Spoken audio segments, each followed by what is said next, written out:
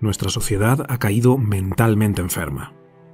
El aumento vertiginoso de patologías como el estrés crónico, la ansiedad y la depresión, que crecen año tras año, nos muestra que como individuos estamos perdiendo la capacidad de lidiar con las fuerzas de nuestra propia psique. Y este debilitamiento está creando las condiciones perfectas para que ciertos poderes fabriquen una psicosis global. Una parte importante de la sociedad, extenuada interiormente y desprovista de su individualidad, está siendo manipulada para perder el contacto con la realidad objetiva y vivir en el reino del fanatismo ideológico. Nuestra plenitud psicológica está bajo asedio y nuestros lazos humanos se están fragmentando. Pero no todo está perdido. Podemos escapar de este delirio individual y al mismo tiempo deshacer el engaño colectivo. Y esto es lo que vamos a explorar en este vídeo. Vamos a ver cómo se fabricó este artificio colectivo de forma sutil y silenciosa, explorando las técnicas de manipulación psicológica que el poder y sus lacayos utilizan cada vez con más fuerza, y cómo escapar. ¿Qué podemos hacer como individuos para recuperar la cordura y la lucidez en un mundo que sufre de una enajenación a escala masiva? Nunca antes en la historia habían existido medios tan eficaces para manipular en masa a una sociedad. Además de los medios de comunicación clásicos, televisión, radio y prensa, hoy ese gigante llamado Internet permite a quienes ostentan el poder asaltar más fácilmente las mentes de las masas. El objetivo es claro: la creación de un sistema totalitario donde el poder, habiendo centralizado todos los aspectos de la sociedad, obtiene un control absoluto, que el Kraken y sus tentáculos lo abarquen todo, que nada escape a su dominio y que no exista oposición a su tiranía. Sin embargo, el poder no puede lograr esto sin la colaboración de los individuos. Deben ser los individuos quienes, voluntariamente, decidan renunciar a sus derechos y libertades. Y la única forma eficaz de lograr algo así es que esos mismos individuos pierdan su individualidad y se adhieran a una mentalidad de grupo. Una vez que este proceso se haya consumado, los individuos no solamente estarán dispuestos a perder su libertad, sino que le suplicarán al gobierno que se la arrebate. Y existen 3 gatillos psicogénicos que logran precisamente esto de forma muy eficaz. 3 disparadores que el poder utiliza una y otra vez para manipular al individuo, aplastar su voluntad y convertirlo en masa aborregada. Y estos 3 gatillos son el miedo, la confusión y el deseo de seguridad, que además deben dispararse en una secuencia muy concreta. Just Merleau, autor del libro The Rape of the Mind, que traduciríamos como la violación de la mente, afirma que mientras que el miedo prepara a la población para la mentira, el uso de la propaganda difunde desinformación y promueve la confusión con respecto a la fuente de las amenazas o la naturaleza de la crisis, ayudando a romper las mentes de las masas. El origen de la psicosis es siempre un grave problema, una amenaza tan peligrosa que suscita niveles de miedo y tensión social insostenibles. El gobierno fabrica este problema de forma oportunista, interviniendo psicológicamente en los individuos para inducir temor frente a un peligro inminente. Después agita ese problema utilizando un bombardeo propagandístico diseñado para confundir al individuo. Los medios de comunicación usados por el poder ofrecen información falsa, contradictoria o sin sentido, que lleva a un estado de confusión porque el individuo no puede abordarla de una manera racional y adaptativa, lo cual aumenta la susceptibilidad al miedo y la indignación. La lógica se puede enfrentar con la lógica, mientras que la ilógica no. Confunde a quienes piensan de forma correcta. Y mientras la gente todavía está buscando un contraargumento razonable a la primera mentira, los totalitarios pueden agredirlos con otra. Además, la forma de presentar esta información es muy particular. Merleau lo llama ondas de terror. Se trata de etapas donde la tensión aumenta exponencialmente, seguidas de pequeños periodos de calma, lo que poco a poco va destruyendo la moral del individuo. En el momento de máxima tensión y confusión, el poder presenta la solución a ese terrible peligro y la posiciona como única alternativa. Es esto o nada. El individuo, habiendo estado expuesto a estas ondas de terror y rendido ya al empuje de la masa, que cree que solo hay un camino para la resolución del conflicto, le suplica al gobierno que implemente esa solución para que de esa forma su seguridad pueda quedar garantizada. Sin embargo, el gobierno no puede ejecutar esa solución. Para poder hacerlo necesita adquirir más poder. Una nueva ley, un nuevo ministerio o incluso una nueva constitución que le permitan hacer lo que antes no podía a costa de la restricción o eliminación de ciertos derechos individuales. En otras condiciones, el individuo no hubiera accedido a perder su libertad y sus derechos, Pero aquí el poder ya logró el beneplácito de las masas, que le ruegan que les arrebate sus derechos para acabar con esa terrible amenaza. Y el poder, habiendo logrado lo que quería, deja de fabricar y agitar el problema que ellos mismos crearon, con lo que pareciera que realmente logró una solución. La calma regresa. Los individuos ya no son tan libres, pero se libraron del miedo y recuperaron su sensación de seguridad. El coste en forma de pérdidas de derechos y libertades individuales fue elevado, pero la masa lo celebra. Misión cumplida. Hasta que el ciclo vuelve a repetirse de nuevo con otra amenaza fabricada por el poder que pone en marcha la hipnotización global a través de la propaganda manipulativa y la intervención psicológica. En caso de que este proceso no sea suficiente para derribar al individuo y convertirlo en masa obediente, hay un elemento más que el poder utiliza para aumentar la posibilidad de una psicosis totalitaria: aislar a los individuos y perturbar sus interacciones sociales en nombre de un bien común. Un individuo solo y sin interacciones normales con amigos, familiares y compañeros de trabajo se vuelve mucho más susceptible a delirios. En primer lugar, se pierde el contacto con la fuerza correctiva del ejemplo positivo, algo que sucede en muchas otras especies de mamíferos. Y por otro lado, los seres humanos se condicionan más fácilmente a nuevos patrones de pensamiento y comportamiento cuando se encuentran aislados. Este proceso que acabo de describir lleva al individuo a un estado de infantilización en el que le cede toda la potestad al gobierno, perdiendo su capacidad de pensar por sí mismo, de hacerse responsable de su vida y de sentir que es capaz de lidiar con los desafíos que van surgiendo en el día a día. Carl Jung decía que cuando los individuos pierden su individualidad, pierden también su categoría intelectual y moral. Se conectan inconscientemente con un nivel inferior donde rigen la irresponsabilidad, el victimismo, la insensatez, el tribalismo y el infantilismo. Para que las masas renuncien a su libertad y cedan el control de todos los aspectos de sus vidas a las élites gobernantes, deben renunciar primero a su capacidad de ser individuos autosuficientes, responsables por sus propias vidas, y pasar a convertirse en súbditos, sumisos y obedientes. Seres débiles y vulnerables que se dejan llevar por los dictados del grupo sin cuestionarlo. El individuo enajenado, naturalmente, no puede verlo. No sabe que está hipnotizado. No sabe que ha perdido su capacidad de pensamiento crítico y que solo sigue religiosamente los mandatos prefabricados de su colectivo. De hecho, no solo ignora todo esto, sino que se caracteriza por su superioridad moral. Se cree moralmente superior a los miembros del grupo opuesto. Los que están fuera de su colectivo son enemigos despiadados que amenazan con destruirlo todo, y eso le autoriza para cometer todo tipo de atrocidades amparándose en un escudo moral. Lo hago por el bien de todos. Hay que impedir que los malos salgan victoriosos. Para hacer el mal, un ser humano debe creer por encima de todo que lo que hace es bueno, o al menos que su acto respeta la ley natural. La ideología es lo que le da al mal su justificación y al que perpetra el mal la determinación necesaria para actuar. La ideología es el marco teórico que hace que sus actos parezcan buenos en lugar de malos, tanto en sus propios ojos como en los ojos de los demás, de forma que, en lugar de recibir reproches o insultos, reciba alabanzas y honores. La ideología, como apunta Alexander Solzhenitsyn en esta cita, es la clave para que el individuo, desprovisto ahora de su individualidad y respaldado por su grupo, pueda sostener y justificar sus actos inhumanos y pavimentar la creación de un estado totalitario sin siquiera ser consciente de ello. En su libro Psicología de las masas y análisis del yo, Freud afirmaba que el grupo es extraordinariamente susceptible a ser influido y no tiene ninguna capacidad crítica.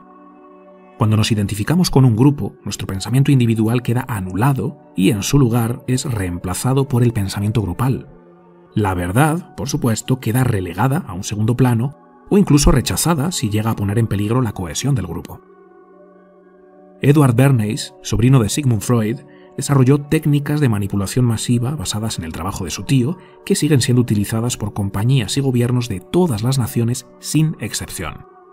En palabras de Bernays, la masa es un estado mental que surge cuando los individuos quedan desprovistos de individualidad, y sus técnicas tienen la intención de controlar y organizar a las masas a voluntad sin que éstas lo sepan. Una vez que el individuo ha logrado una identificación total con el grupo, surge lo que Juan Soto Ibars llama narcisismo tribal. En una sociedad donde la gente se siente sola y miserable y donde los individuos no son quienes quisieran ser, la individualidad resulta difícil de soportar. Cuando nos miramos al espejo, detestamos el reflejo que nos devuelve. Pero si en cambio nos miramos en el espejo del grupo, la cosa cambia.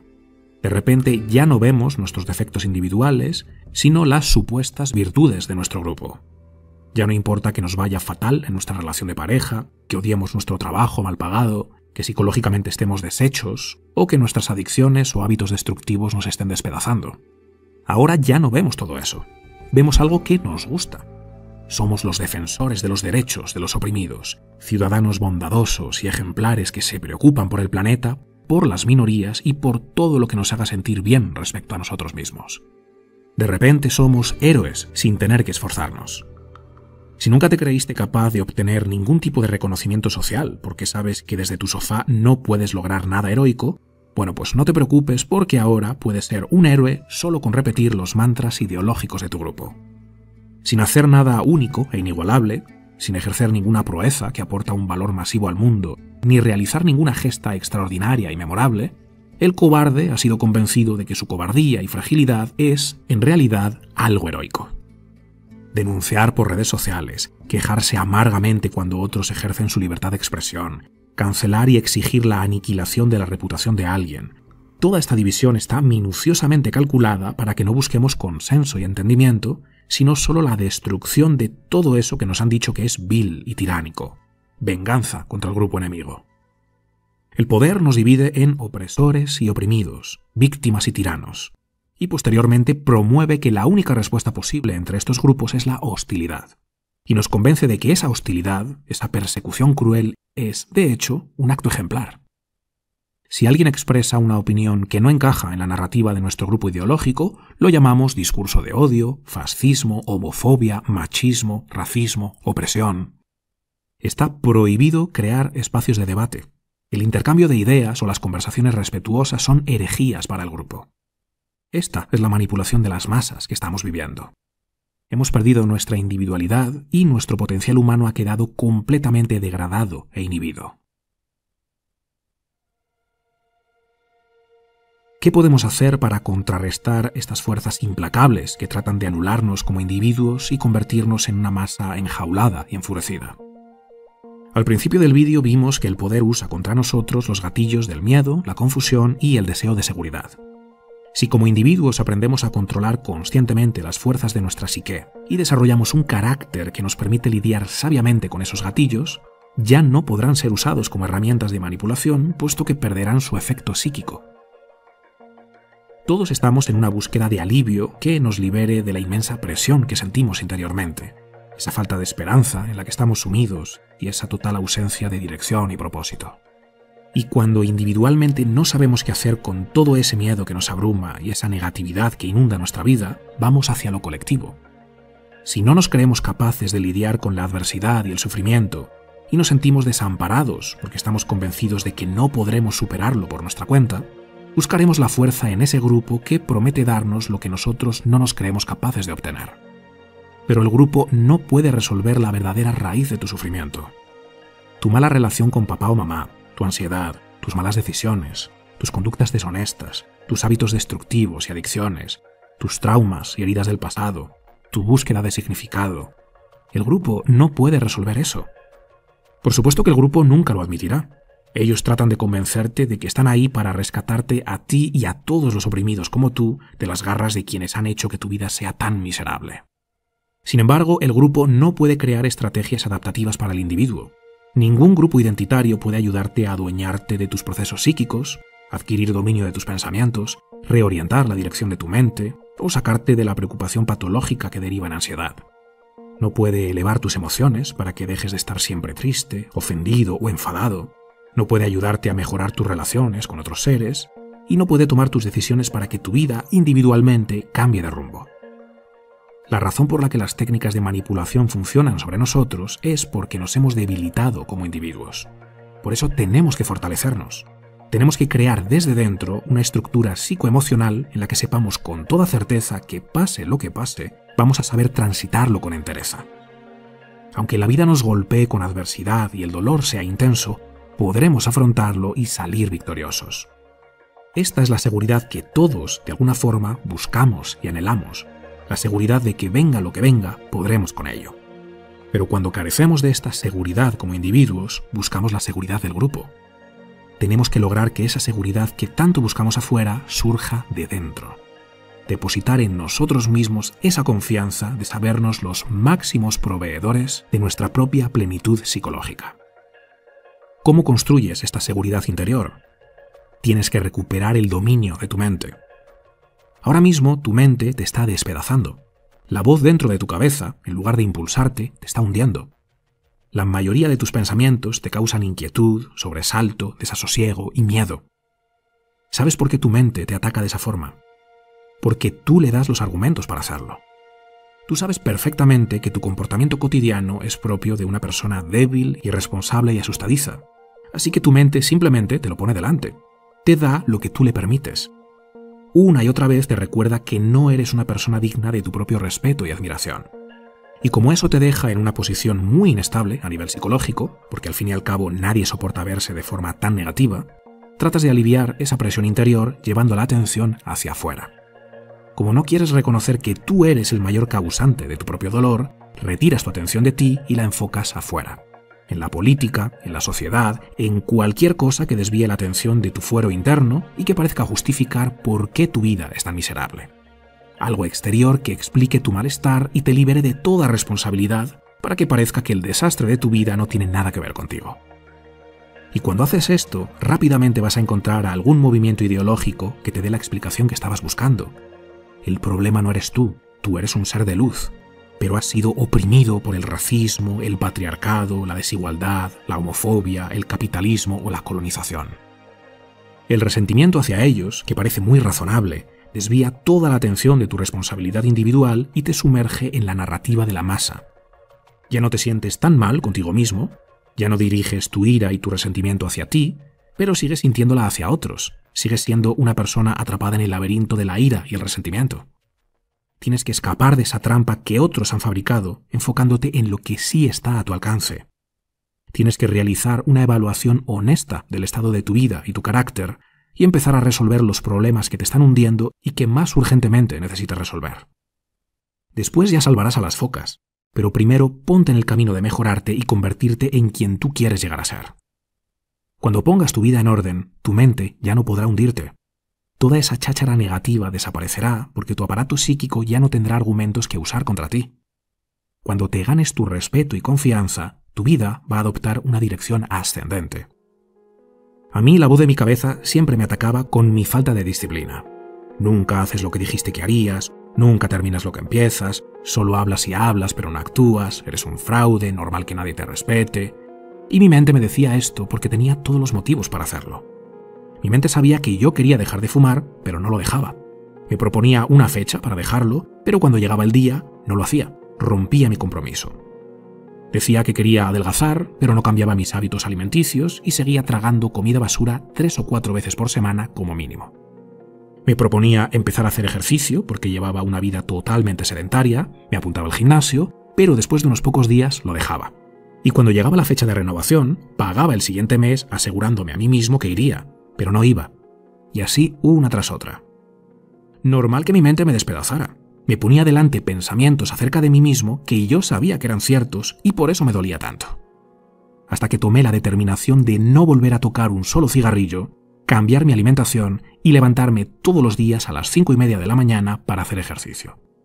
Cuando pude sobreponerme a mis resistencias y empecé a hacer todas esas cosas que yo dije que haría, mi mente ya no pudo avergonzarme y despedazarme.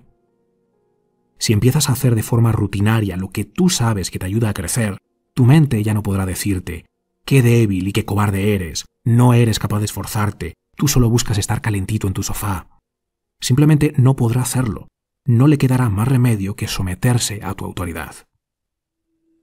La conquista de tu libertad personal es el resultado de exponerte a esas situaciones que te dan miedo y te incomodan porque te exigen dar lo máximo de ti, pero que de todos modos tú decides hacer porque sabes que te corresponde hacerlo. Cuando dejas de estar siempre persiguiendo la gratificación instantánea, quejándote y escondiéndote de la dificultad, tu mente se fortalece. Empiezas a ganarte tu respeto y admiración. Y empiezas a confiar en ti, porque sabes que cuando las cosas se pongan feas, tú tendrás la sabiduría para actuar con determinación y con audacia. Sabrás qué hacer por muy tenebroso que se vuelva el camino. Evitar a toda costa lo que nos resulta molesto y fastidioso nos lleva a convertirnos por elección propia en personas débiles que no saben tolerar la más mínima dificultad, y esa debilidad es la brecha que el poder usa para doblegarnos. Pero exponernos de forma voluntaria y consciente a situaciones difíciles e incómodas saca lo mejor de nosotros y nos ayuda a corregir el extravío que nosotros mismos hemos causado en nuestras vidas. Da miedo emprender este camino, claro que sí, pero es que esto no va de dejar de tener miedo, esto va de hacerlo a pesar del miedo, de saber convivir con el miedo y no dejarse dominar por él. Sí, la vida está llena de sufrimiento, te han oprimido, la injusticia te ha golpeado duramente, te han herido y todavía duele. Las cosas no te han ido como tú querías. El mundo es un lugar cruel y peligroso. Sí, todo eso es verdad, pero volverte una masa aborregada no va a darte lo que buscas, que es esa individuación a la que Jung se refería, ese llegar a ser tú mismo de forma auténtica y genuina, ocupar tu lugar en el mundo y encontrar la plenitud de tu propia autorrealización. Demuéstrale a tu mente que tú eres mucho más que tu miedo y tus dudas. Demuéstrale que estás por encima de la búsqueda de placer, confort y gratificación instantánea. Empieza a hacer lo que dijiste que harías y dejar de hacer lo que dijiste que ya no harías más. Aunque tu apatía, desesperanza y docilidad te hayan debilitado, puedes dejar de ser esa marioneta que otros quieren que seas. Vuélvete responsable de ti mismo. Fortalece tu espíritu. Desarrolla tu conciencia. Conviértete en quien puedes llegar a ser. Conquista tu libertad. Y luego, muéstranos cómo lo hiciste. Muéstranos el camino. Espero que este vídeo te haya gustado. Si es así, compártelo. Dale difusión para que llegue a todas esas personas que tú crees que pueda resultarles útil. O simplemente dale al botón de me gusta. Eso también ayuda mucho porque YouTube solamente recomienda los vídeos que han recibido muchos me gusta y muchos comentarios. Y como no, te invito a ver mis vídeos anteriores y a suscribirte porque pienso seguir trayéndote más vídeos como este que te ayuden a crear una mente de oro y volverte dorado. Nos vemos, chao.